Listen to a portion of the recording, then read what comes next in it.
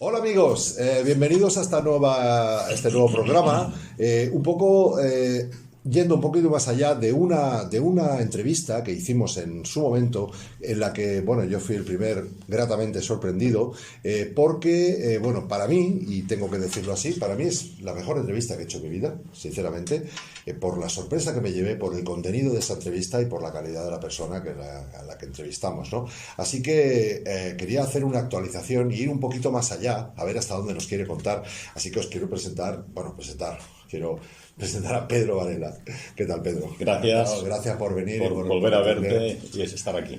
Muy bien. Bueno, la única pregunta que tengo en este vídeo va a ser ¿cuántos segundos van a tardar en censurarlo en YouTube? Eso también es cierto. Tendrás que ir a otros canales. Ya lo he hecho y he buscado alternativas. Hay algunas alternativas a YouTube que de momento no están tan fiscalizadas tienen menos difusión, pero existen. Menos difusión, pero exactamente. Cuando tienes el vídeo, por lo menos ya te lo guardan. No te saltan las alarmas como ahí, que bueno, me saltó puedes ponerlo y automáticamente censurado en 30 y tantos países, ¿no? Digo, pero bueno... Si solo hablases del agua de mar, no te pasarían estas cosas. Bueno, me pasan otras, que también no sé si me viste en la 4 peleándome con todos los de la 4. En fin, los dogmas son siempre difíciles de romper. Así que, bueno, Pedro, yo me gustaría hoy ir un poquito más allá de aquella entrevista que hicimos, para mí mítica, ¿no? Y conocerte un poquito más a ti. Yo no sé si a ti te gusta mucho hablar, no, creo que no, hablar mucho de tu vida y de quién eres y tal. Puede ser aburrido, ¿eh? La gente le interesan los temas generales que le afectan a su vida personal. La vida personal de un individuo pasa desapercibida en la eternidad y desaparecemos, o sea que muy importante no es. Pero sabes, Pedro, yo no me refiero tanto a lo que es tu vida en sí, a nivel de cotilleo, ni mucho menos, sino porque una persona que te quiere mucho me dijo hace poco, me dice, te vas a reír, me dice, Pedro Varela es que es un monje. Es que es un monje este hombre. Exageran, yo creo. Bueno, pero planteado en el contexto de esa conversación, diciendo, pues, oye, vegetariano, no fuma, no bebe, tiene una autodisciplina tremenda, o sea, una serie de valores. Entonces yo me gustaría conocerte un poco más a ti para saber de dónde vienes. En ese sentido. Sí. O sea, sin duda. Sí. Porque, por ejemplo, empezar un poquito, y ya sabes tú que mis entrevistas siempre son improvisadas, ¿no? ¿Cómo es que hablas también alemán? ¿Has vivido en Alemania? No, estudié aquí en Barcelona con unos amigos que decimos, oye, ¿por qué no estudiamos alemán? Nos gustaba la cultura alemana, todo lo que es el pensamiento, la música clásica, los artistas, el movimiento romántico alemán, y tienes una simpatía que te lleva a querer leer qué pone en aquel cuadro o qué dice aquella composición. Y entonces con un par de amigos decidimos hacer cada miércoles clases en casa de una de las amigas. Venía una profesora que era canadiense alemana y nos dio clase algunos meses. Lógicamente estas cosas duran poco porque la gente se cansa, ¿no? Sí. Pero luego lo retomamos posteriormente con otros amigos y finalmente pues me apunté a la Escuela Oficial de Idiomas. Luego estuve un tiempo en el Goethe Institut y cuando hice la carrera de Historia había lo que se llaman créditos de libre elección, que tú puedes escoger asignaturas, ¿no? Y en los créditos de libre elección me apunté a todos los idiomas posibles. Hice los 5 de inglés, los 5 de alemán, 3 de francés, 3 de italiano y 1 de ruso. Pero ya con tanto tiempo me he olvidado de lo poco que aprendí. Pero es muy práctico en la Europa, la cultura europea, con un gran abanico de idiomas y de culturas. Sí. Porque por mucho que digan que el inglés es el idioma internacional, no te reciben igual en Japón o en el Tirol si hablas su idioma y conoces su cultura que si les hablas un inglés quebrado, ¿verdad? Entonces creo que eso ha sido importante.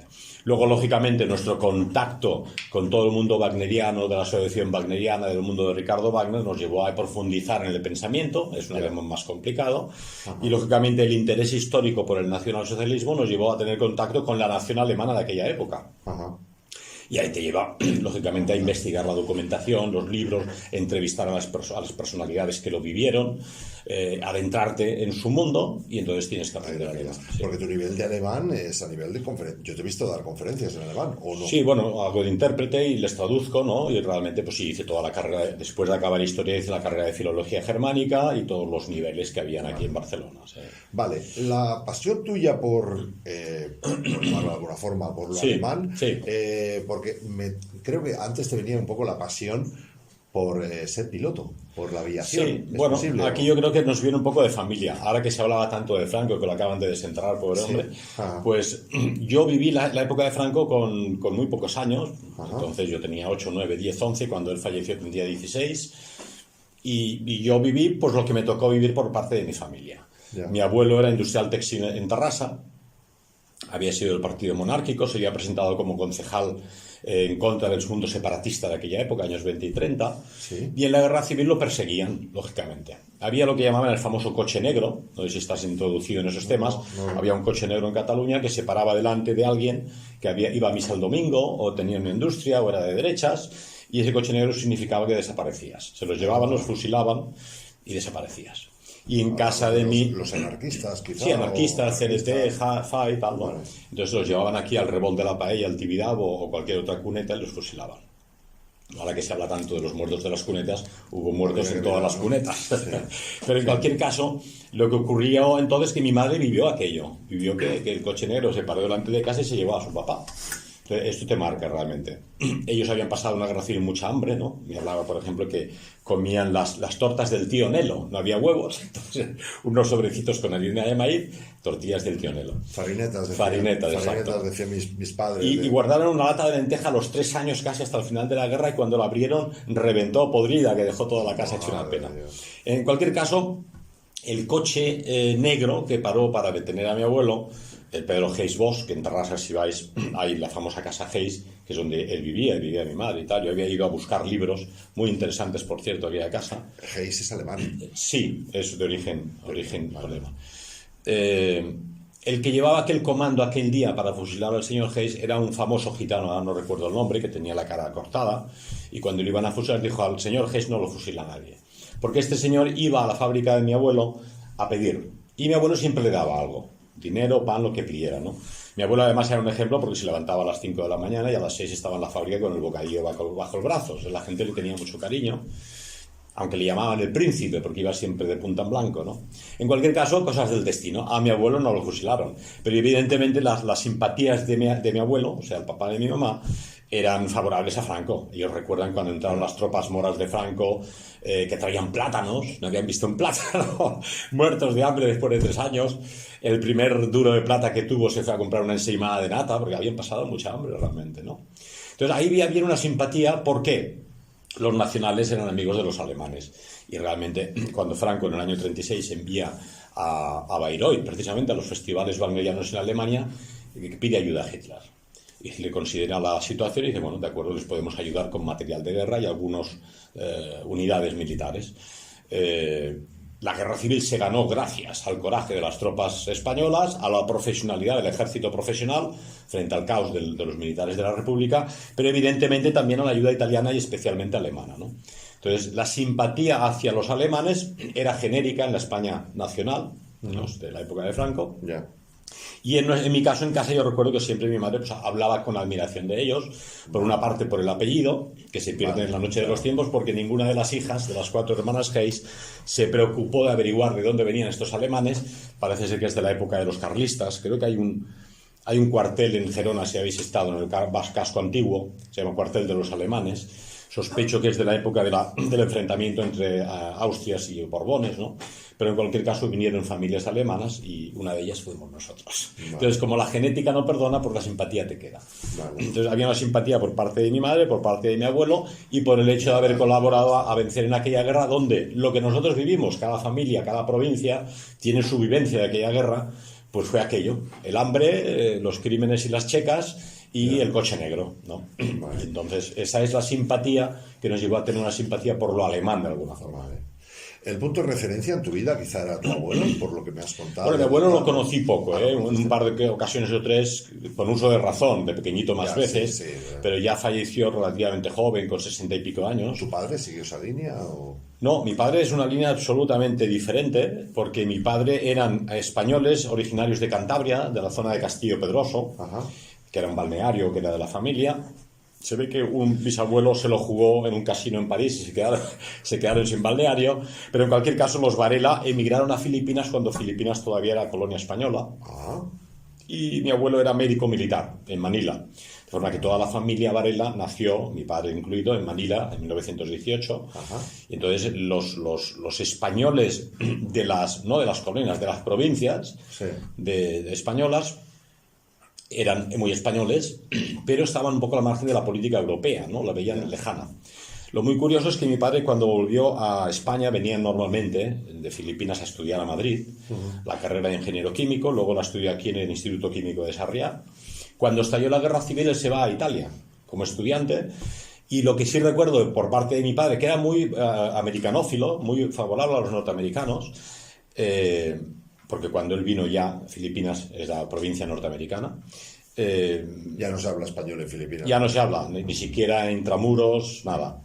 En cualquier caso, en Italia él solo hablaba maravillas. Dice, bueno, es que aquello nos lo daban todo gratis, yo hacía deporte, él era un gran deportista, remaba, hacía halterofía, hacía gimnasia y tal. Voy atando cabos, vale. Entonces, claro, la simpatía por Italia, desde su parte, era que todo era gratis, que todo lo pagaba el Estado, que los trenes llegaban puntualmente y que era la modernidad. O sea, hay que ponerse para juzgar una época, hoy en día, cuando los progres y la izquierda habla de los fachas, no saben ni lo que dicen. Pero claro, el fascismo en aquella época era algo ultramoderno, era una idea totalmente nueva. Lo clásico era el marxismo, que era del siglo XIX, y el liberalismo capitalista, que era también del siglos anteriores. El fascismo aparece en el siglo XX. Y Mussolini crea una idea absolutamente nueva, que se llama fascismo, que es unir al pueblo, a todas las capas sociales, con una meta común. Era un socialista, porque él era procedente, creo que lo hablamos en la última entrevista, era miembro del Partido Socialista, era un hombre de la izquierda, pero dice, yo soy de izquierdas, pero no internacionalista, soy italiano. Y piensa que toda la modernidad, por ejemplo, el futurismo, ¿no? En pintura y en arte, que era rompedor a inicios del siglo XX, todo era fascista, ¿no? Las grandes exposiciones, ¿no? Los grandes trenes bólidos, los grandes corredores de carreras. Italia era lo que Estados Unidos fue para nosotros en los 60, la modernidad, ¿no? Entonces, esto es lo que vivió mi padre. Entonces, mi padre tenía simpatía por Italia solo porque lo vivió y vio que yo era una maravilla cómo funcionaba. Vale. Pero al volver a España, nosotros, toda la familia, fuimos durante muchos años norteamericanos. Porque mi padre, al ser de Manila, ya era provincia americana, pero en época de Franco era muy complicado ser inmigrante, entonces cada año tenías que ir a renovar los papeles y era un lío, y finalmente, en cierto momento, ya se nacionalizó la familia española. Bueno, o sea que de alguna forma yo soy de origen norteamericano por pasaporte, de familia de Filipinas, de Cantabria, y de familia catalana, mi madre era de Geis Arc, vos de Basea, de catalana dels Quatre Costats, pero con una pincelada de Alemania, ¿no? Menudo batiburrillo. Un batiburrillo total. De todas formas, ahora que decías que con Franco eran... Bueno, tengo que hacer mención de que vamos a hablar de temas en los que pensamos... Y esto es un ejercicio que creo que se debería hacer más a menudo, ¿no? Sí. Pero en los temas que no pensamos igual, y algunos pensaremos total y diferente, pero qué bonito poder hablarlo. Sería... Exactamente. Es fantástico, ¿no? Incluso de los temas en que no estuviéramos de acuerdo, o los que dudamos. Exacto. Esa es la Claro, ventaja de la supuesta democracia, que se tiene que poder hablar de los temas. Debería poder ser El problema eso, es que ¿no? hay hoy en día autoridades, aquí tenemos a nuestro amigo Acacio Friera entre el público, Que tenía muchas ganas de conocer. que ha vivido precisamente de qué forma existe en Cataluña el fiscal para delitos de odio, Miguel Ángel Aguilar, que es el típico progre, que dice, no hay delitos de opinión, pero hay opiniones que son un delito. Wow. Lo cual es un sofisma como una catedral. Pero así consiguen censurar y dilapidar a cualquiera que no opina como ellos. Pero esto no es nuevo. Todos los regímenes políticos, sea los caballeros medievales, las monarquías absolutas, el marxismo, el fascismo, Hitler, Franco, todo el mundo censura a la alteridad ideológica y política. Pero los demócratas tienen un problema y es que no lo son. Claro. Y es que dicen una cosa y no la cumplen, ¿no? Entonces están todo el día hablando, no existen delitos de opinión, pero hay opiniones que son un delito. Bueno, toma ya, por eso no es novedad, es un sofisma. Entonces, mis opiniones son un delito para este señor, pero en teoría en este régimen, que todo se viene abajo, ¿no? La economía, la etnia, la nación, las fronteras, la religión, la fe, la familia, hay algo sagrado que es la libertad de expresión, pero es falso. Pues estoy aquí precisamente porque a mí me han coartado la libertad de expresión como editor, la libertad profesional, como librero, como historiador para investigar o como individuo y ciudadano que quiere hablar de los temas que le da la gana. Y como digo yo siempre, y se lo advierto al fiscal para que no se lleve error, no ha nacido todavía mamífero vertical bípedo implume que nos vaya a decir a nosotros lo que podemos decir o no. Habráse visto, ¿verdad? Entonces esto para que lo tengan claro y no pierdan el tiempo. Bueno, te hacía este previo un poco porque comentabas que, por ejemplo, en el época de Franco la inmigración era muy difícil, ¿no? Sí, sí, nosotros siendo de origen español pero con pasaporte norteamericano, Ya os costó... había un control tremendo porque éramos extranjeros, claro. Vale, pero yo recuerdo hace muchísimos años, yo creo que era bastante jovencito, cuando trajeron a un montón de filipinos y filipinas. Sí, para el servicio doméstico y tal, porque son muy eficaces. No sé si fueron 100.000 que trajeron. Sí, ¿no? muchos, así, muchos, ¿no? sí, sí. La verdad es que tienen muy buena fama, como muy trabajadores y Sí, muy sí, de sí, confianza. sí. Vale, pero esto estaba Franco todavía. No, esto es posterior, años 70. Vale, Franco murió en el 75, ¿no? Vale, Sí, es que sí. no recordaba Ya. la cronología. Bueno, un poquito más de ti. Tú eres deportista. Bueno, y lo he intentado ser toda la vida, eso también me viene de familia. En casa mi padre lo tenía claro, no se fumaba ni se bebía, ¿no? Alguna hermana, éramos 7 hermanos, fumaba escondida. Mi padre, que tenía la nariz como yo prácticamente, pues lo adivinaba, pero a mí me quedó que lo de fumar era un error y era una estupidez. Creo que una vez los compañeros del colegio, como siempre, me dijeron, prueba esto. Tosí como un energúmeno y no lo volví a probar nunca más. Dije, qué estupidez gastarse el dinero en esto, ¿verdad? La verdad que sí. Sí. Entonces mi padre era un gran deportista, ¿no? Había sido campeón de remo, había salido en los periódicos porque él intentaba hacer una marca que era ir remando de Alicante a Mallorca con un esquife de A1, ¿no? Wow. Y por una insolación, bueno, concretamente había un yate que era el yate de los jueces, que controlaba los tiempos y tal, se estropeó el motor y volvió a Barcelona. Y él continuó remando, le dio una insolación, se desmayó y apareció en la isla de Tabarca. No sé si la conoces, es una isla que hay enfrente de Alicante. Ajá. Allí había un farero y su esposa que lo estuvieron cuidando a cuerpo de rey. Pero en los periódicos aparecía el filipino campeón de remo ha desaparecido. Mi madre con 7 niños, ¿sabes? Claro. Tuvo mucha paciencia, la verdad. Y entonces apareció finalmente, lo descubrieron allí y se salvó del tema. Pero había este ambiente del deporte y yo desde muy pequeñito con él había hecho montaña, ¿no? Enseguida cuando Alpinismo, volví... ¿no? ¿Has hecho bastante? Bueno, Bastante alpinismo. Seguimos haciendo ahora con los camaradas españoles y alemanes y tal, alpinismo en verano Vale. y pirineísmo. Y luego hemos hecho muchas veces remo, hemos hecho campeonatos de remo y tal. vegetariano. Sí, vegetariano por amor a los animales. Yo esto lo comentaba en un libro que se ha publicado recientemente, que la mayoría de vegetarianos, cuando yo me hice vegetariano en el año 74, lo eran porque querían vivir eternamente. Pero eso es una batalla perdida de antemano, porque te mueres igual, ¿eh? O sea, yo creo que comer carne o comer lechugas al final da lo mismo. El ser humano es omnívoro y lo importante es que coma material biológico que pueda digerir, ¿eh? Entonces, si te... Sí, lo que estarías de acuerdo que lo que se come ahora no es lo bueno. No, eso está claro, pero es evidente que los esquimales en Groenlandia no les puedes alimentar con lechugas porque se nos mueren. Nos tienen que comer grasa de focas, ¿no? Y en cambio los aborígenes de las Islas de los Cocos, como les des un potaje asturiano, revientan, ¿no? Entonces la comida va adaptada un poco al clima y al propio cuerpo humano, ¿no? Se sabe, por ejemplo, que en Europa los del norte de Europa beben mucha leche, muchos productos lácteos, pero el 30% de los españoles tienen intolerancia a la lactosa, sí. Porque no hemos estado tantos miles de años consumiendo productos lácteos como ellos, ¿verdad? Yeah. Entonces no puedes adaptar a todo el mundo la misma alimentación. Pero lo que era el vegetarianismo ético, que llamo yo, Sí. a mí me lo explicó Jorge Mota, que era el presidente de CEDAVE cuando yo ingresé. Ajá. Que le pregunté, ¿y tú por qué eres vegetariano? Me lo explicó. Estábamos allí en el local muchas horas y pues tienes toda la razón del La parte mundo. ética, no la parte de salud. La parte ética. Vale. Entonces me lo explicó muy claro. Hay una escena en el Parsifal de Ricardo Wagner, no sé si lo conoces, es la última ópera que escribió, que ya es una ópera más religiosa y cristiana, digamos, donde Parsifal es un chico asalvajado y asilvestrado en el campo que caza, ¿no? Entonces se adentra en los territorios de los caballeros del Santo Grial que custodian la Copa de Cristo. Y él pues caza un cisne y el cisne cae muerto y los caballeros se lo echan en cara. ¿Pero qué has hecho? ¿Qué te ha hecho de malo este pobre cisne? Tenía bebés y ahora no van a tener a su mamá. Volaba hermosamente, quería solamente pasear por el lago. ¿Tú qué has ganado matándolo? Y él en ese momento despierta y dice, pues tienes toda la razón, y rompe el arco, ¿no? Entonces, un poco esa es la idea. A mí esa idea me despertó y dije, ¿yo por qué tengo que matar animales para alimentarme si puedo vivir sin matarlos, ¿no? Entonces, esa idea parsifaliana, que es muy wagneriana, de la religión de la compasión. Tienes que tener compasión por los demás, por las personas, absolutamente cristiano, pero también por los pequeños amigos que nos acompañan en este mundo y que te van a acompañar de por vida, ¿no? Entonces, Dios dice, haced la naturaleza de los animales vuestros, pero también dice respetarlo porque es parte de la creación. Entonces, alguien que maltrata un animal, sea un borrico, sea un cordero, sea un perro, es una mala persona. Esto lo dice Schopenhauer, que por cierto es el que influenció en Wagner para que Wagner se hiciera vegetariano también los últimos años de su vida.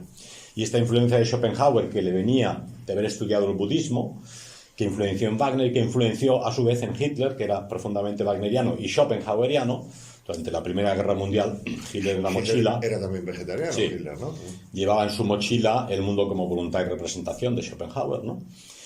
Y esta influencia de Hitler fue la que determinó a Mota, a través de Wagner, Schopenhauer y Hitler, a hacerse vegetariano, y yo igualmente a través de los cuatro, y desde entonces. Pero he de decir que tampoco hay que llegar a un punto fanático. Yo recuerdo, poco antes que falleciera mi madre, que con todo el cariño me hacía todavía potajes vegetarianos, pero yo era muy maniático, y si había una aceituna con anchoa no me la comía, y si había ensaladilla rusa con atún tampoco, porque había muerto. Pero la pobre señora me cocinó allí una cosa vegetal, pero había espumilla, a mí me dijo que había cerdo, no me la comí. Y se murió poco después. Y siempre pensé, qué burro eres. Si te lo hacen con cariño, claro, la compasión está en comerte lo que te ofrecen, no en no ser vegetariano a rajatabla, ¿no? Si te sirve de algo... Otra persona que admiro muchísimo, el doctor Ángel Gracia, sí, conozco muy bien, estuvo en mi casa a tiempo, sí, decía, discutiendo un poco con los crudiveganos, o sea, gente que opina y sí, bueno, tiene su parte, ¿no? De que a los 42 grados pues muere la vida. Sí. Con lo cual, pues si algo lo cocinas a más de 42 grados le has quitado todo, ¿no? Las vitaminas, claro, la pero vida. Me acuerdo de una frase que fue lapidaria, ¿no? Que se le quedó mirando así, cada vez él decía, una cara de tonto bien administrada da unos dividendos importantes. Y se quedó así mirando y dijo, entonces la naturaleza se equivocó con la depredación. Nos quedamos todos así. Digo, wow. Forma parte, en el momento en que caímos del paraíso, hasta ellos sufren por culpa de nuestro pecado. Dice la filosofía, en ese sentido, que los animales están también deseando la redención de la humanidad. Porque en el momento en que el ser humano sea redimido, tampoco ellos sufrirán. No los cogeremos, no los torturaremos, no los mataremos. Si piensas la de vacas y animales que hemos torturado, matado, asesinado, troceado para ponerlo en un plato junto a un tomate y una lechuga para que quede más mono. Pero al fin de cuentas es un animal que ha sufrido mucho. Sí.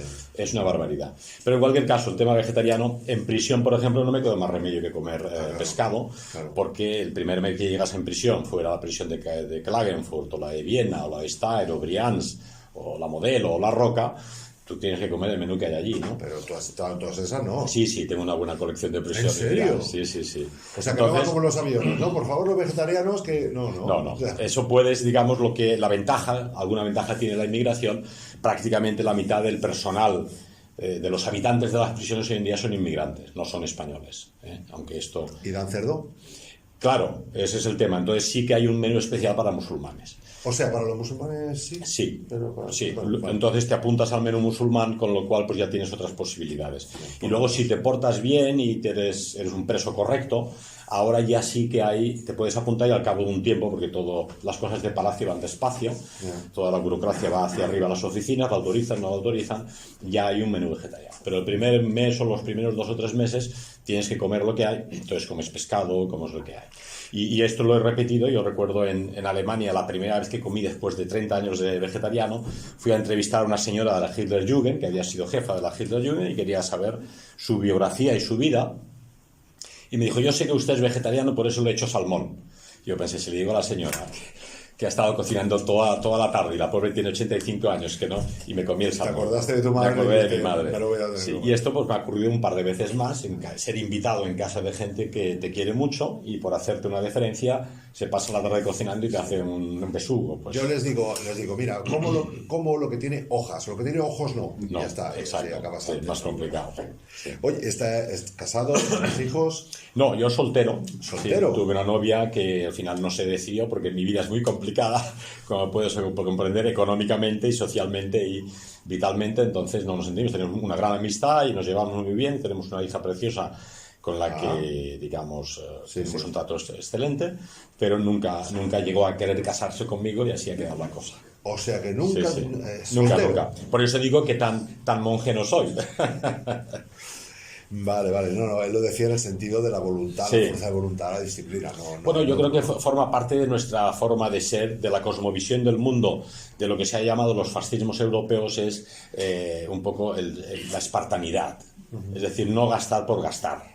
Ya. Es decir, tú puedes comer realmente con poca cosa y no necesitas. No quiere decir que en Navidad, si hay un gran banquete en la familia, que disfrutes del banquete y no ser un serio y un amargado de la vida, ¿verdad?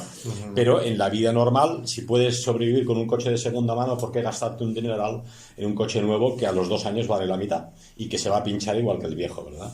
Y si puedes ir con trajes que tienes de hace 10 años solo porque han pasado de moda, ahora esta chaqueta es nueva, pero en general si llevas chaquetas viejas puedes presentarte igualmente en una entrevista sin problema, ¿verdad? Conocí una señora una vez que en un molino, en Málaga, Sí. en un molino, ¿eh? Y tenía 2 vestidos. Sí, Decía, yo no entiendo para qué las mujeres tienen tantos vestidos si solo tenemos un solo cuerpo. sí, exacto. Sí. Y la señora tenía toda la razón Toda del la mundo. razón, sí, O sea, sí. uno y otro para mientras se lava, pues pones el otro. Sí, ¿no? como el millonario que tiene 15 coches, solo puedes conducir uno al final, ¿no? Y cuando te mueres los dejas los 15 aquí. Entonces, No hay bolsillos. no hay ¿eh? bolsillo, sí. Entonces te libera un poco espiritualmente, es decir, las propiedades y el acumular cosas en esta vida no hace sino hundirte en el agua. Es decir, si tú quieres nadar y tienes muchas cosas, te vas hundiendo, te cuesta más nadar. Entonces, a más ligero vayas por la vida, mejor. Es cierto. Para ti y para la vida espiritual también, ¿verdad? Entonces, el mundo en que vivimos actualmente es un mundo que nos ha materializado, nos ha hecho materialistas en grado sumo. Siempre lo somos un poquito, ¿no? Somos alma y cuerpo. O como dice el amigo Bochaca, somos mitad fantasma, mitad cerdo. La mitad cerdo hace todo lo que hace un cerdo: ir al baño, comer, dormir, reproducirse. Bochaca, me encantaría Y conocerlo. en cambio de la parte del fantasma pues es espiritual, ¿verdad?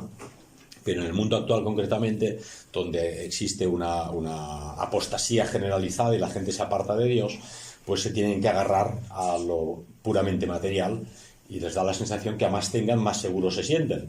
Pero luego te encuentras que en los países más civilizados, donde más poseen y más modernos, el índice de suicidios es tremendo, ¿verdad? Porque es la desesperación de saber que hay un final en esta vida y que todas estas posesiones materiales no me van a ayudar en absoluto. Antes, al contrario, ¿no? Sí. Como decían nuestros clásicos, que te afanas por tener y más tener, si esto en tu muerte ha de ser fiscal que te ha de acusar.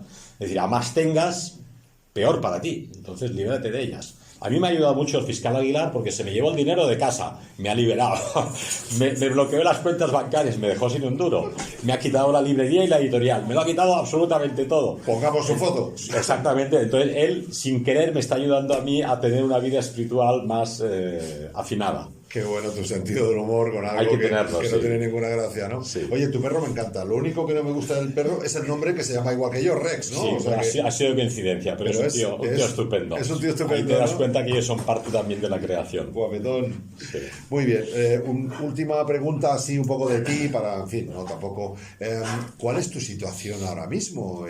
La situación jurídica, quieres Sí, decir. jurídica. Bueno, como sabes, el 7 de julio de 2016 se llevó a cabo esta operación contra Librería Europa, Ediciones Ojeda y las 2 secretarias y 2 amigos. Sí. Y en mi casa. Se llevaron Sí. 15.000 ejemplares otra vez y todos los ordenadores nuevos que acabamos de comprar, con lo cual nos dejaron sin instrumentos de trabajo. Normalmente, esto lo hemos explicado ya en alguna otra entrevista, una instrucción dura unos 6 meses. Es Sí. decir, investigan quién es el culpable, dónde está el cuchillo, dónde está el cadáver, pues es culpable o no culpable, ¿no? Si es complejo, porque hay huellas que no se consiguen descubrir, o se ha encontrado otro cuchillo, otra escopeta en un pozo, Sí. pues se puede añadir 6 meses más. Ajá. Pero lo que ha hecho aquí el fiscal para delitos de odio es ir añadiendo 6 meses hasta cumplir el tope máximo, que son 3 años, que se cumplieron este 7 de julio. O sea, la instrucción, es decir, lees los libros Sí. para ver qué autor, en qué párrafo y qué línea es culpable de un delito, Sí. ¿no? Pues se me hacen a mí culpable de algo que ha escrito otro. Caducó el 7 de julio de 2019. Tengo entendido que nunca nadie había entrado en prisión por editar un libro. Eso es así? Es así, una ¿no? medalla. Soy el primero. El primero. Primer editor y primer autor y primer librero. En cualquier caso, en julio de 2019, la única forma que había de alargar la instrucción todavía más, es una forma de arruinarnos económicamente Ya. y mantener la librería cerrada, fue imputar a un nuevo acusado, que en este caso fue a Cacefriera, que curiosamente lo único que hacía para Ediciones Ojeda este señor era diseñar las portadas. O sea, Madre mía. a mí me acusan del contenido de los libros, pero a él le acusarán de haber diseñado las portadas Madre de los libros en cuestión. Porque otra cosa no hace, aparte de llevar el blog con el que da a conocer al mundo nuestra situación, ¿verdad? Yo lo que creo es que el fiscal este, que es un hombre Se pueden decir muchas cosas de él, pero es una mala persona, que es lo peor que se puede decir de alguien. Él lo que quiere es aniquilar al enemigo, a quien él ha decidido que es el enemigo, ¿no? Entonces, cuando yo estuve en prisión en Brians de 2010 a 2012, la librería Europa sigue funcionando porque había un equipo, había 2 secretarias que atendían el teléfono, que enviaban los pedidos, los amigos seguían editando los libros, los traductores traduciendo, el diseñador diseñando, y el mundo sabía lo que ocurría con Pedro Varela. De hecho, se editaron muchos libros y cada sábado había conferencias. Lo que hizo fue imputar a las 2 secretarias para bloquearlas y darles miedo y meter miedo, lógicamente, a cualquiera que colabora con Pedro Varela. ¿Y han tenido ellas repercusiones? Lógicamente están imputadas, tienen que ir a firmar cada mes al juzgado y la condenada nos caerá a todos, a los 5, ahora ya 6. ¿No hay forma de luchar contra eso? Bueno, vamos a verlo. La instancia, Ahora cuando he estado en prisión en La Roca, sí. Ya no existía la librería porque estaba cerrada policialmente, sí. precintada. Pero el amigo Acacio Freire ha seguido dando a conocer al mundo mi situación con el blog. Esto es lo que ha querido o ha pretendido el fiscal Aguilar bloquear. Acusa a Acacio Freire, entonces se morirá de miedo y se irá a su casa. Pero no sabe que Colmar me lo ha dado. Sí, realmente. No tiene pinta de cobardía. No tiene pinta, no. No tiene pinta. En cualquier caso, eso es un tema que llevan los abogados. La vía normal es que finalmente en enero acabe la instrucción, que la instrucción es simplemente el escrito con miles de páginas diciendo de qué somos malos, acusándonos de todo. Ya. Dirán, en tal libro se dice tal cosa, por lo tanto eso es un delito, con lo cual tienen el problema de que hay una Constitución española que no permite prohibir libros, ni pensamientos, ni ideas, y que el Tribunal Constitucional ya, en mi caso, opinó que no se podía perseguir libros. ¿Qué hará cuando lleguemos al Tribunal Constitucional esta nueva vez? Tendrá que reafirmarse en lo que decidió o cambiar de opinión, con lo cual queda fatal. Yeah. Pero como sabes, el Tribunal Constitucional lo nombran los políticos, el PSOE y el PP, entonces ponen a su gente, ¿no? Una vez se acabe la instrucción, la Fiscalía entregará el escrito de acusación, después de 3 años o 4, y el abogado tendrá 10 días. Es un poco injusto, ¿no? Ellos tienen 4 años para escribir el escrito de acusación y el abogado tendrá 10 días a lo mejor o un mes para el escrito de defensa. Y con el escrito de acusación y el de defensa, eso va al juez, que ya da una fecha para un juicio oral. Normalmente eso pues son otros 6 meses hasta que la justicia tiene tiempo, ¿verdad? ¿Entonces esto será en Barcelona quizá? O... Sí, esto será en primera instancia en Barcelona. Ajá. Y entonces normalmente la experiencia demuestra que las primeras instancias, el juzgado penal de primera instancia, te suele condenar, porque a fin de cuentas, ¿qué quiere un juez que empieza, una chica jovencita que empieza? Pues prosperar en la carrera, ¿no? Entiendo. Y si el fiscal pide algo, pues se lo doy al fiscal, porque si yo aparezco en la prensa diciendo que he declarado inocente a este señor, que tiene fama de ser el malo de la película, bueno para mi carrera no es. Nadie se lo va a decir por teléfono, pero lo entiende fácilmente. Entonces de ahí se puede recurrir a la audiencia provincial, donde ya hay 3 jueces, y esto, la decisión se divide, se diluye entre 3, pueden decidir de forma quizá un poco más ecuánime, aunque no siempre es así. Y si la pena es superior a 3 años de prisión, si no, no se puede. Si es más de 3 años de prisión, entonces se puede recurrir al Tribunal Supremo, donde ya es un tribunal con muchos jueces, donde la decisión también es mancomunada, ¿verdad? Pero tú has estado en preventiva, quiere decir, ¿tienes tiempo ya hecho? No, porque consideran que eso es de otros casos. De otros casos. O sea, el caso de 1996, en el que secuestraron 20.900 ejemplares y todos los ordenadores, era contra la librería Europa. El caso de 2011 era contra Pedro Varela por haber editado el Milucha de Hitler, que por cierto han editado media docena de editores en España. Eso quería decir. ¿Nadie más lo ha editado? Sí, media docena de editores lo tienen editado sin problema. ¿Ninguno está imputado? Ninguno está imputado. Y en toda Europa, en todos los idiomas. Posterior a tu... Anterior y posterior. Anterior y posterior. Y en toda Europa, sí. Media docena has dicho, en España y posterior. En España solo, ninguno está imputado. Ninguno solo está imputado, efectivamente. Bueno. Porque consideran lo que se ha dado en llamar derecho penal de autor. El derecho penal de autor, para que lo entiendas, es que tú tienes un código penal y se te aplica la ley a ti o a él o a quien sea, seas moro, seas gitano, seas sueco, ¿verdad? El derecho penal de autor, para que lo entiendas, un ejemplo fácil, en época de Franco, si faltaba una manzana y solo estabas tú y un gitano, es muy probable que condenasen al gitano, porque la mala fama, el pasado, el historial, a ver quién ha robado la manzana, el gitano. Eso es injusto. Y la jurisprudencia occidental considera que el derecho penal de autor no tiene cabida en nuestro ordenamiento jurídico, ¿no? Pero eso es precisamente lo que el fiscal Aguilar quiere volver a imponer.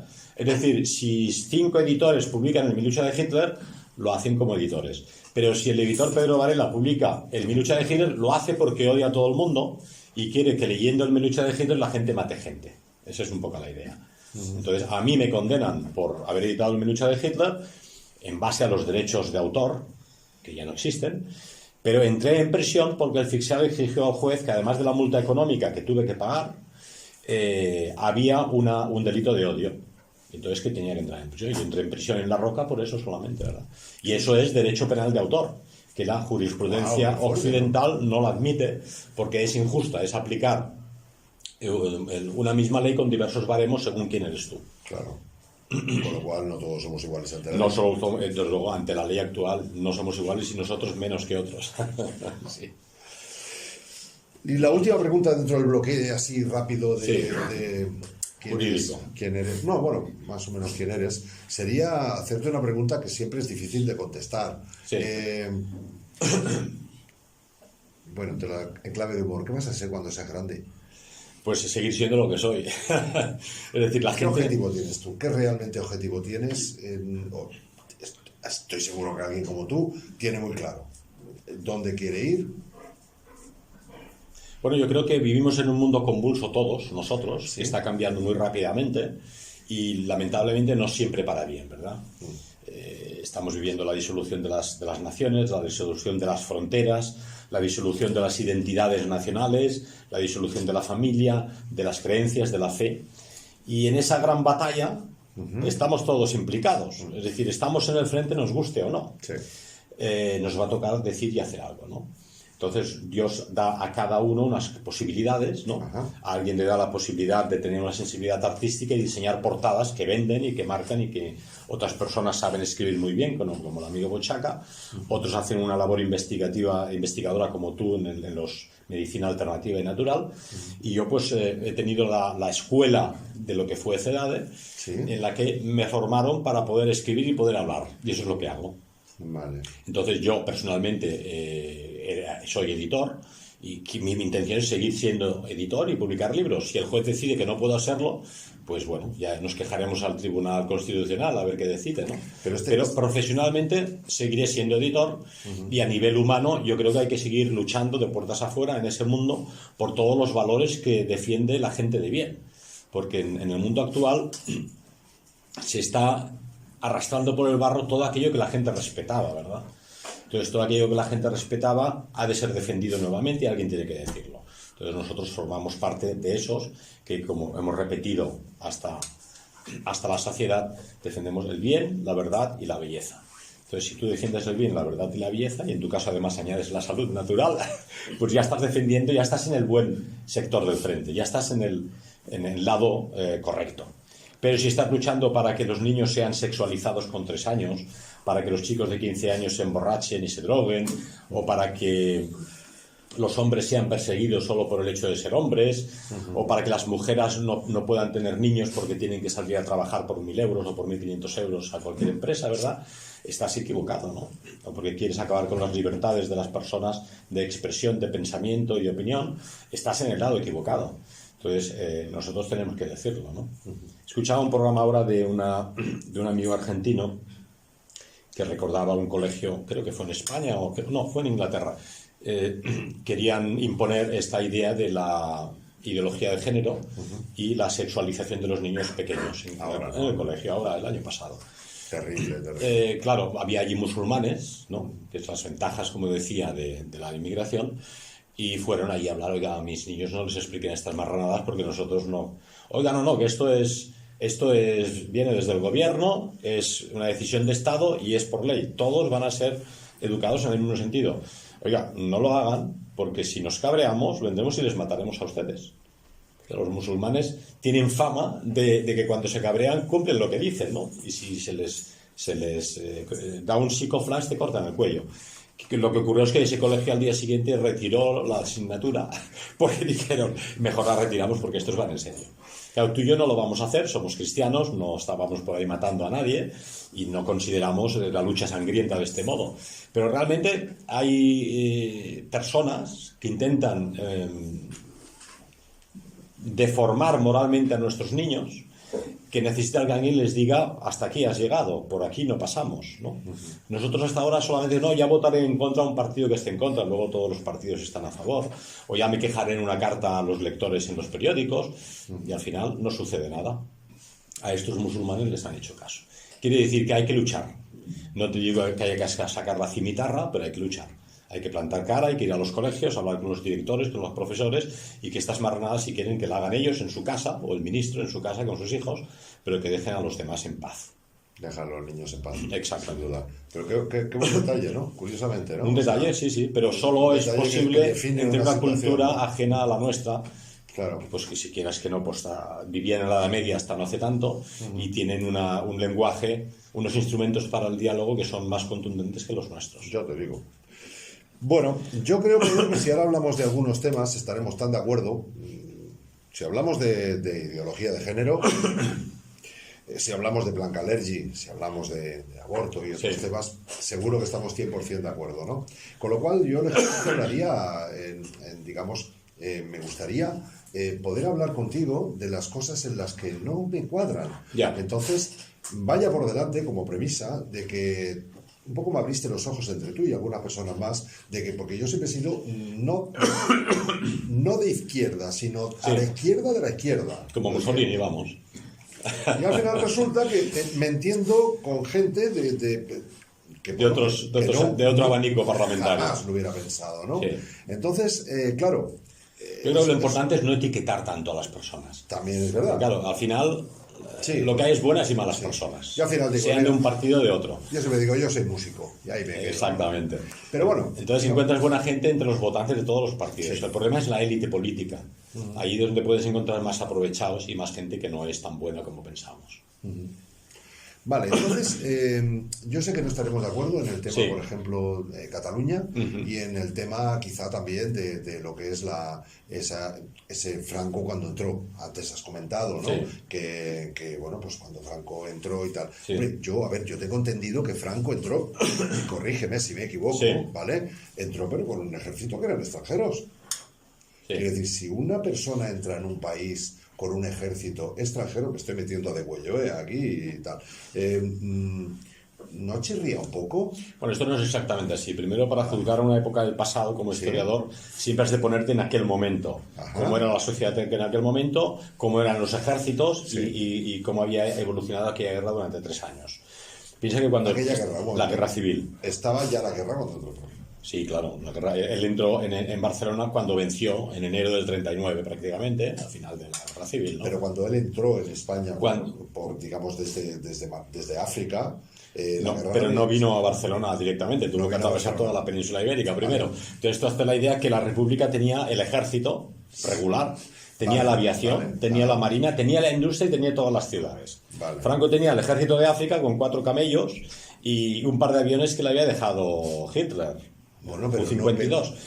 Pero no eran nacionales. No, entonces traía las tropas de África que eran marroquíes. Piensa que, pero política y administrativamente, el Marruecos español era España, hasta que se independizaron. O sea, eran españoles de Marruecos.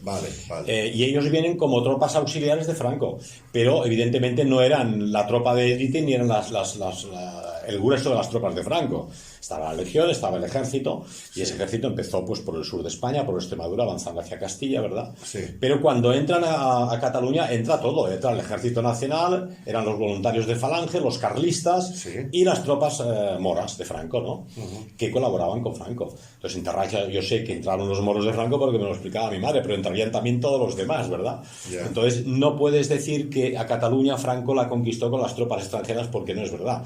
Los que entraban eran tan españoles y catalanes como los de Hablo de España entera, no me había referido a Cataluña. Y entonces eran, por ejemplo, aquí en Cataluña dio una gran cantidad de voluntarios al ejército de Franco, tanto los que huyeron al inicio de la guerra civil como durante la guerra civil, ¿no? Entonces, en general, la población civil era encuadrada en el ejército republicano o nacional dependiendo de dónde vivías. Si la región que tú vivías era republicana, te enviaban al frente como republicano.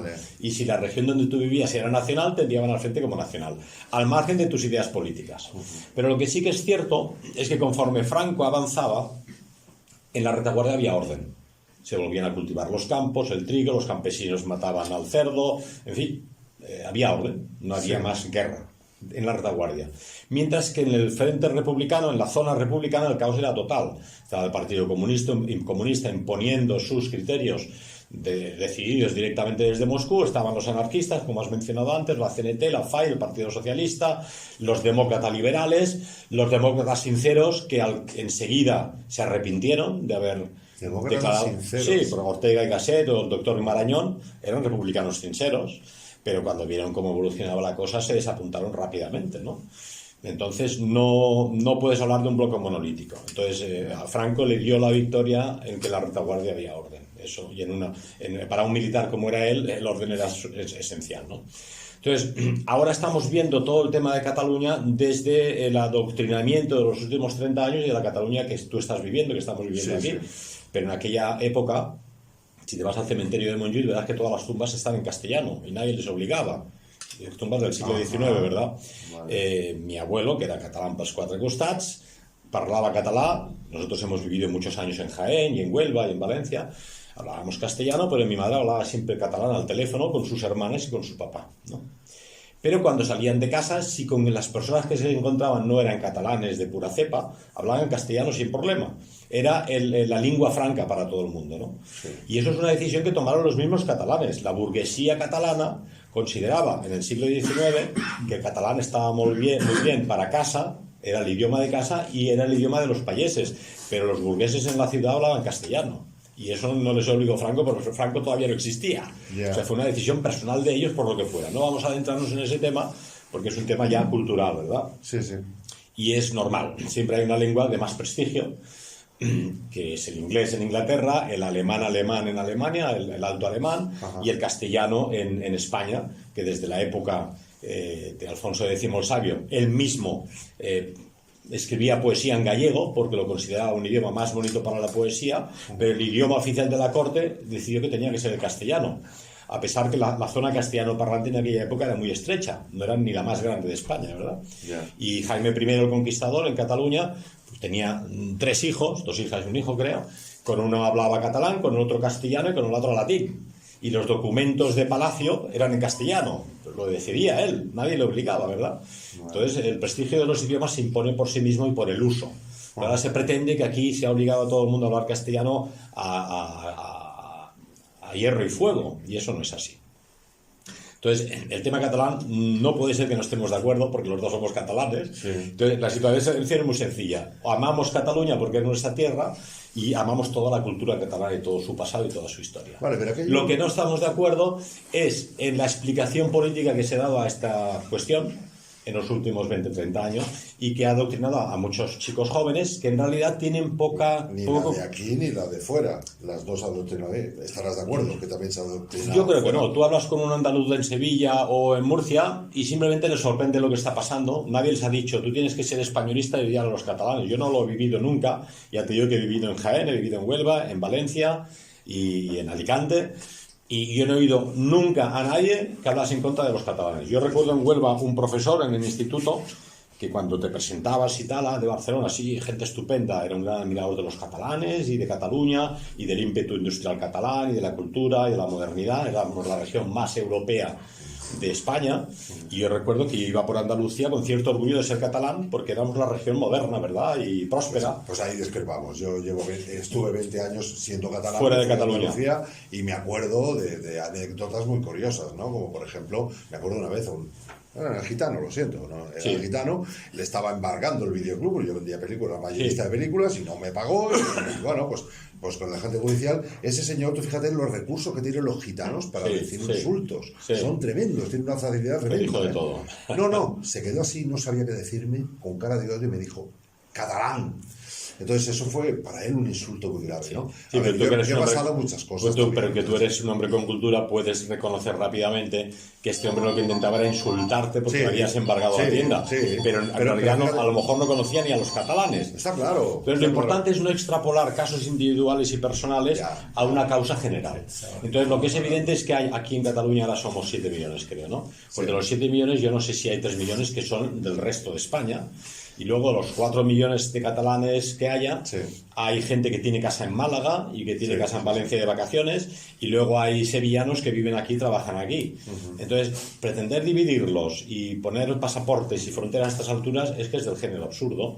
En una Europa donde se están levantando las fronteras, donde ellos mismos dicen que no han de haber fronteras, y se produce este absurdo del catalanismo militante, que es multicultural y multirracial. Dicen no a los castellanos y aragoneses porque son españoles, pero luego dicen no a cualquier moro, cualquier negro, cualquiera de una raza, una cultura y una región del mundo muy extraña y muy lejana, es catalán si parla catalán. Bueno, es que eso ya es absurdo. Es pero ahí te demuestra que es simplemente se ha fomentado un odio al resto de España que no tiene sentido.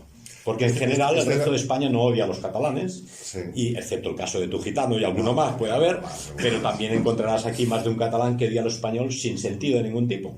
Cuando llegué a Cataluña de nuevo, me peleaba con todo el mundo aquí, Claro. porque todo lo que es catalán, castellano, decía, chicos, Sí. tampoco exageremos, ¿no? Pero es verdad que ese adoctrinamiento, en honor a la verdad, lo he visto aquí Sí. y lo he visto fuera, ¿eh? O sea, te puedo contar no solo una anécdota, sino muchas Sí. de...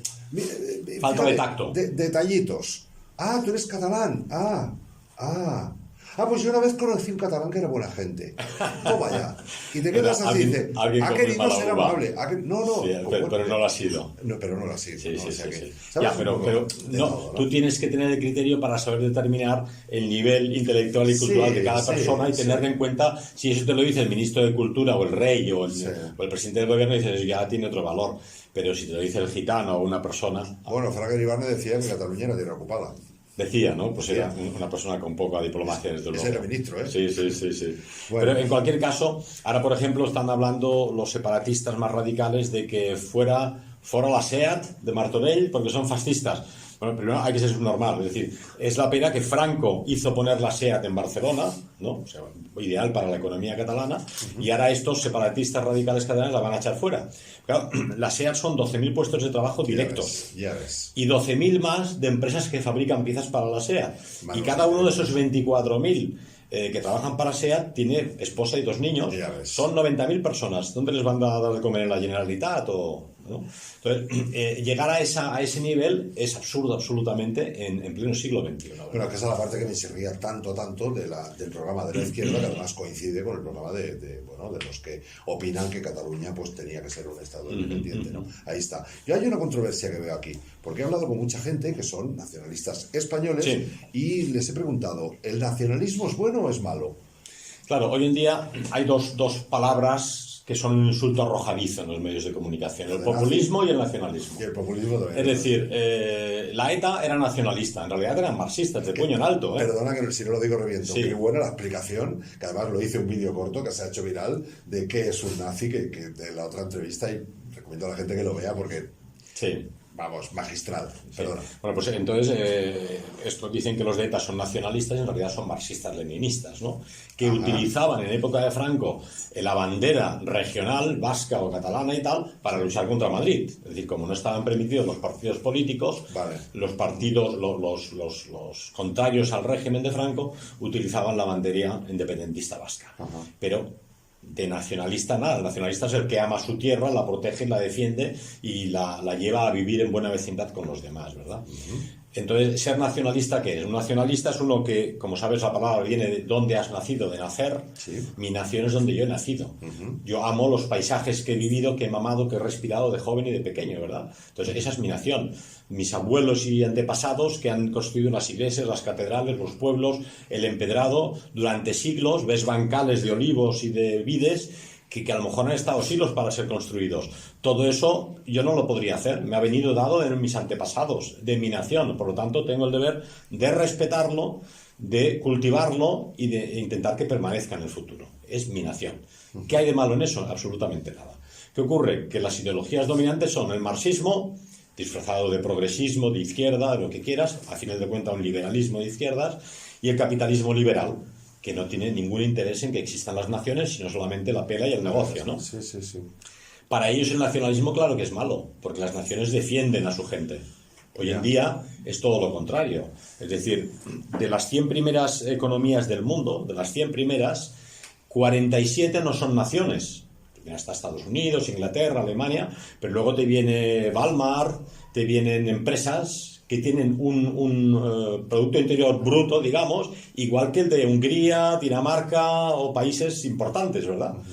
Es decir, para el capitalismo liberal, el dinero es apátrida y no nos interesan las naciones. De ahí que te viene un tío como Soros, este judío húngaro, que declara claramente que él se dedica a arruinar naciones y que es totalmente amoral. Dice, si yo arruino una nación y la gente pasa hambre, pero yo me enriquezco, en el mundo capitalista lo importante es tener éxito en los negocios. Bueno, pues él lo defiende, pero lógicamente un nacionalista dice, yo no puedo defender a este hombre, no solo no lo puedo defender, tengo que intentar neutralizarlo y que lo metan en prisión, porque es un delincuente, está haciendo pasar hambre a las personas, está arruinando las monedas de las naciones y tiene dos objetivos principales.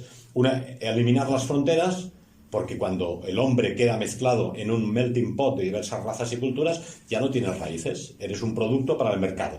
Y la otra es apartar al hombre de Dios y llevarlo al nihilismo, porque si no tienes fe y no tienes religión, tampoco tienes nada que te una a una existencia trascendente, ¿verdad? Entonces, nosotros, me preguntabas yo qué querría hacer. Si te parece, si es el nacionalismo es bueno. Yo creo que es bueno porque nos defiende a la comunidad de los tiburones financieros o de los que quieren un internacionalismo como el marxismo o aquellos que promueven la sociedad multicultural y multirracial. Entonces, por ejemplo, hablando del tema nacional catalán, yo creo que es bueno que haya un catalanismo, yo soy catalanista, y no creo que sea ni malo que haya un nacionalismo catalán, el que yo defiendo, que es el de la Renaixença, que es el romanticismo cultural catalán. Porque tú tienes que defender a tu gente, a tus artistas, a tus poetas, a tus autores, que la gente conozca a los pintores. Es decir, que el gitano que tú tuviste problemas en Andalucía, el gallego, el extremeño, conozca a Rusiñol, a Vayreda, a Maragall, a Verdaguer, que conozca la cultura catalana y diga, ostras, qué pintores, qué escultores y qué poetas tenéis en Cataluña. No los conoce fuera de Cataluña, porque los catalanes no nos hemos ocupado de enseñárselo. Tendríamos que haberlo hecho. Tendríamos muchas más simpatías en el resto de España y en Europa. No puede ser que se haya ninguneado por parte de otros. Habría que investigarlo, pero en cualquier caso habría que invertir en eso. No en negar la cultura del resto de España y crear aquí en Cataluña un Estado multicultural y multirracial donde a las manifestaciones va gente con pañuelo, con turbante, indios sikhs, diciendo, volem la independencia, y este señor acaba de llegar de Nueva Delhi o de... Es una cosa absurda absolutamente, ¿no? Pero esto es lo que quiere Soros, ¿no? Y veía hace poco una entrevista con un tiburón de las grandes multinacionales que son lo que se llaman el chacal. ¿Sabes quién era el chacal, no? El asesino a sueldo, ¿verdad? Sí. Hay lo que se llama chacal económico, lo envían a un país y preguntan al presidente del gobierno, mire, nos interesa el petróleo y nos interesan las minas de oro, de diamantes o el metal que necesitamos para los teléfonos móviles. No, esto lo defiendo yo para mi pueblo y esto, si quieren, ustedes pagan, pero... Dicen, entonces le ofrecemos tres posibilidades. Una, le enviamos a un paraíso que viva toda su vida él y su familia, le inundamos de dinero con una buena cuenta corriente y si no le decimos que acabaremos matándole. Y esto es lo que han hecho en muchos países de Hispanoamérica, donde han salido líderes populares realmente queridos por su pueblo, que cuando han querido defender el petróleo para los ecuatorianos o la riqueza natural para los países autóctonos, han sido asesinados con un accidente aéreo, envenenados o como tú quieras. Te modifican la salud. Exactamente, modifican la salud. Y cuando eso no funciona, envían al ejército. Porque al final el ejército norteamericano obedece a las grandes corporaciones norteamericanas. Hemos hablado de 100 grandes economías mundiales. 50% son naciones todavía y 50% son grandes corporaciones. Pero esas grandes corporaciones son casi todas norteamericanas. Entonces, si alguien no obedece, como el caso de Gaddafi o Saddam Hussein, y ya no funciona el chantaje ni decirle que le vamos a matar, envían al ejército y los aniquilan, ¿verdad? Entonces, ¿qué hacer con eso? Creo que es importante convencer a las personas, que es el deber que tenemos yo como editor, tú como periodista, de que hace falta llenar el corazón de las personas con el sentido de un sentido elevado de la existencia. Es decir, no estamos aquí solo para acumular bienes materiales y lo que acumula Pedro Sánchez, por ejemplo, en el gobierno, que es prestigio, éxito, posición social, pero eso no va a ninguna parte, ni para los españoles ni para él mismo a largo plazo. Pero le llenará de vacío, ¿verdad? Poder usar su Falcon para viajar a vacaciones, a fiestas de cumpleaños. Entonces, si llenamos a las personas con un sentido elevado de la existencia, se darán cuenta que todo lo que ofrece Soros y estos chacales de la economía Y esto, el Banco Mundial o la Reserva Federal, es toda una trampa mortal, porque te aparta de tu existencia trascendente, que es tu fin último, ¿verdad? Entonces, yo creo que el jefe de una nación, además de defender la economía de la nación, el orden de la nación, defender sus fronteras con un ejército si somos atacados, ¿no? Los líderes del pasado tenían además una visión trascendente de la existencia. Podremos ser más o menos franquistas, yo no lo viví, era muy pequeñito, y habrá quien lo critique y quien no. Pero lo que sí que es evidente es que este señor no tenía ni líos de faldas ni cuentas bancarias en Suiza. Franco. Y en todo caso, con su nacionalcatolicismo tenía una visión espiritual católica para la población española. Bueno, pues ya era no solo darles 4 millones de viviendas, que las hizo, aunque ahora han quitado las plaquitas de vivienda protegida, porque eso es memoria histórica, sino darles un sentido de la existencia. Para él era eso.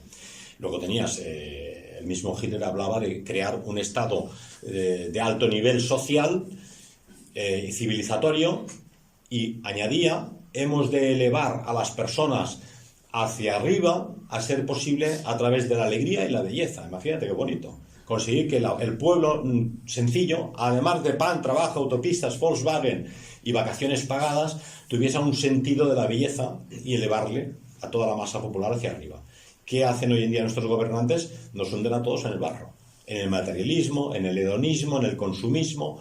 Entonces, tú puedes enseguida juzgar qué gobernantes, qué sistemas políticos son positivos o no, viendo a dónde conducen a la población.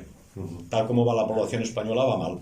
Entonces, a mí me pueden explicar fantásticas cosas de la democracia, como es el logo sagrado. No se puede discutir. O sea, la democracia nadie sabe exactamente lo que es, pero si tú eres demócrata eres bueno, y si no lo eres, no eres bueno. Pero ¿qué es la democracia exactamente? Es lo mismo la democracia para Pablo Iglesias que para los de Vox. Es lo mismo la democracia popular china que la democracia de la República Democrática Alemana. Es lo mismo la democracia del jefe germánica de Hitler, que se consideraba un demócrata del jefe. No es lo mismo, ¿verdad? Pero lo que hoy tenemos, que llaman democracia liberal, ¿la consecuencia cuál es? El pueblo va peor, la nación moralmente va peor y sobre todo nos extinguimos. Las mamás no pueden tener niños porque tienen que trabajar, no tienen medios económicos para alimentar suficientes bocas, el capitalismo sustituye a la población con pueblos extranjeros que no son integrables. Tú puedes integrar tranquilamente en Cataluña o en Galicia a un negrito de África o a un árabe o a un indio, pero si vienen 5 millones ya no los integras, crean comunidad. Claro. Entonces se crea un gueto que es Calcuta en Barcelona o que es Nigeria en Galicia, ¿no? Entonces, si creas ese gueto, lo que estás es disolviendo la identidad propia de los catalanes, de los gallegos y de los españoles en general. Bueno, y una última pregunta, porque nos vamos ya de tiempo, que me contestarás con un titular, ¿no? ¿Cómo acabará esto? Está la cosa muy fea aquí en Cataluña. ¿Cómo lo visualizas tú que va a acabar? Bueno, ¿Eres optimista ahí? ¿Acaba esto o acaba todo? Porque lo de Cataluña es solo un acto del gran escenario. Yeah. Entonces, esto no acaba, para empezar. Es decir, el mundo desde lo de la manzana, que llamo yo, estamos en un combate constante. Vale, o sea, si alguien te ha dicho que vivirás eternamente en paz y comeremos perdices y seremos felices como en los cuentos, te está engañando. Sí. Porque la vida no es eso. Sí. La vida es luchar y luchar es vivir, que decimos nosotros. Yo haría suma lo que es el concepto de Cataluña. Entiendo bien, que está... Si te vas a Cataluña, es evidente que está como el resto de España y el resto de Europa. Es una población cada vez con menos valores. Por ejemplo, leía un día una estadística de los niveles de creencia y de fe en España, que han bajado muchísimo, ¿no? Están al 50%, según por regiones. Quizá en Andalucía más toda la parte práctica de las profesiones de Semana Santa, procesiones y tal, y la región con menos fe era Cataluña, ¿no? Yo pensaba, me da igual quien gobierne, pero una nación con tan poca fe es un mal asunto para el futuro, porque sin fe se pueden hacer muy pocas cosas en la vida, ¿eh? Se pueden hacer algunas, pero no a largo plazo, y sobre todo no puedes dejar a tus hijos y a tus nietos unos valores a largo plazo. Pero has hablado de fe. Sí. ¿La fe es lo necesario o son necesarios los valores cristianos, digamos, de honestidad, de hacer el bien, de amar, etc.? Yo creo que la honestidad de los valores están en todas las religiones y las culturas. Tú puedes encontrar un indio de las praderas o un samurái japonés que tiene unos valores, y en general en todas las naciones hay un sentido de la honradez, de la palabra dada, de defender a los débiles y a los oprimidos. El cristianismo en Europa, nosotros somos de la cultura cristiana, lo ha implementado al sumum porque lo ha llevado a las instituciones, a las universidades, a los colegios, a la educación, forma parte de nuestra esencia, ¿no? Entonces, cuando yo hablo de valores y de fe, en Europa, en España es lo mismo. En España concretamente es el catolicismo, vale, y la fe y son los valores. Yo he tenido amigos, estoy pensando ahora en el profesor Forrisson en Francia, un gran revisionista, que era ateo y de la Liga de Ateos de Francia y anarquista, pero era una persona honesta, recta, veraz. Entonces, para mí este hombre ya estoy convencido que San Pedro le tiene la puerta abierta. Pero si no ha ido a misa, pues bueno, no lo habrían informado correctamente. En Cataluña la cosa está regular porque, como hemos dicho, durante 30 años ha habido una educación de la juventud. La juventud no tiene la educación global y holística de toda Europa, de toda España, y es muy de campanario, es un nacionalismo muy de pequeño campanario. Lo meu es lo bo y lo altre es dolent. Eso es malo, porque si alguna ventaja te da el turismo y viajar y aprender idiomas es que ves mentalidades diferentes y diversas y te da una amplitud de miras. Aprecias otras formas de ser, aunque no sean las nuestras, pero cuando vuelves a casa dices, hombre, pues lo nuestro tampoco está mal, ¿eh? Y estos no lo tienen, ¿verdad? Pero si eres un nacionalista de campanario, es que no ves nada, eres como una mula con orejeras, ¿verdad? Entonces, con gente así es muy difícil comentar, como estamos hablando tú y yo, aunque no estemos de acuerdo, estamos hablando. Claro. Pero ahora yo no tendría problema en hablar con un separatista catalán radical, a condición de que me escuchara y yo lo escucharía a él también, ¿verdad? Sí. Pero si no quiere escuchar y lo que quiere es tirar adoquines, es mal asunto. Claro. Entonces, el problema es que Madrid, el problema de la democracia, durante 40 años, y además yo digo culpable es Madrid, ha estado dando a los gobiernos separatistas catalanes diversos, de los Pujol a sus sucesores, todo aquello que exigían, sabiendo que era un error a largo plazo. Digo, ¿por qué no nos dais una televisión independiente para nosotros? Vale, pero nos votáis los presupuestos en Madrid porque no tengo votos, los del PSOE me los boicotean, y Aznar les dio lo que quisieron y más. Bueno, Canal Sur también querían una tele, claro, los andaluces querían una tele suya, claro, ¿no? Y el PSOE también les dio lo que quisieron. Entonces, claro, tienen la policía independiente de ellos, ¿no? Tiene el jefe supremo de los Mossos, es el señor Torra, y la televisión pública catalana, le habla a Pilar Rahola, está abonada ahí porque habla cada día y da su opinión. Bueno, como todas. Y entonces la educación de los medios de comunicación, todo eso va formando en los colegios a los niños. Y estos niños que ahora tiran adoquines en las calles de Barcelona son las nuevas generaciones, porque los catalanes de tu generación quizá os pegabais con los grises de Franco en la universidad. Claro. Pero no tirabais adoquines a la gente y quemabais la ciudad, ¿verdad? Yo creo que a la situación, si no se corrige la educación de las nuevas generaciones, la cosa no va a ir a mejor. Sí. Pero yo creo que lo que hay que ir es a un entendimiento y a elevar el nivel cultural de todos, los españoles, incluidos los catalanes. A mayor nivel cultural tengan los catalanes, los auténticos catalanes, menos ganas tendrán de pelearse, porque un catalán con auténtica cultura apreciará tanto los autores de la Renaixença catalana como los autores del siglo de oro español. Tío, hombre, es que el castellano tiene unos autores y unos poetas y unos escritores de obras de teatro sensacionales, pero si no los conoce dirás que los españoles todos van con alpargata y borricos, y en cambio aquí somos unos tíos listísimos. En cuanto tengan cultura van a ver que se equivocan, pero hay que darles la cultura, y al gitano tuyo de Andalucía hay que darle también cultura para que respete a los catalanes, que es de lo que se trata. Un gusto, como siempre. Un placer tenerte a ti de periodista. Conocer. Y ya me explicarás un día las ventajas de beber un vaso de agua de mar cada mañana. Somos agua de mar, somos agua de mar. Pero los médicos dicen que no. No, los médicos, bueno, tú sabes cómo los funciona. Los médicos oficiales. Sabes cómo funciona perfectamente. Ya hablaremos. Sí, una anécdota. Sí. En la Luftwaffe durante la Guerra Mundial, como todas las aviaciones de aquella guerra, perdían muchos pilotos que caían en el mar, ¿no? Sí. Entonces tenían una chalupa de goma a ver lo que aguantaban. Entonces querían saber si se moría un piloto antes bebiendo agua de mar o de sed. Pues ya lo han hecho. Y entonces hicieron experimentos con voluntarios. Digo, oiga, pruebe usted de beber agua de mar, a lo mejor vive usted un poco más hasta que lleguemos para salvarle, ¿verdad? Sí. Y me hizo gracia, pensé en ti. Bueno, de los 200.000 náufragos que naufragan cada año en todo el mundo, solo sobreviven aquellos que finalmente beben agua de mar. Pero bebes un poquito, porque si vives en exceso salinizas el cuerpo. Es que todo, hasta lo bueno va en exceso, como los nacionalismos. O sea, una cosa es un vaso de agua, otra cosa es un tsunami, ¿no? Pero en medio está, como siempre, el equilibrio. El punto de equilibrio. Muy bien, un placer. Muchísimas gracias. Gracias a ti por atendernos. Y muchas gracias a todos y hasta el próximo programa. Gracias.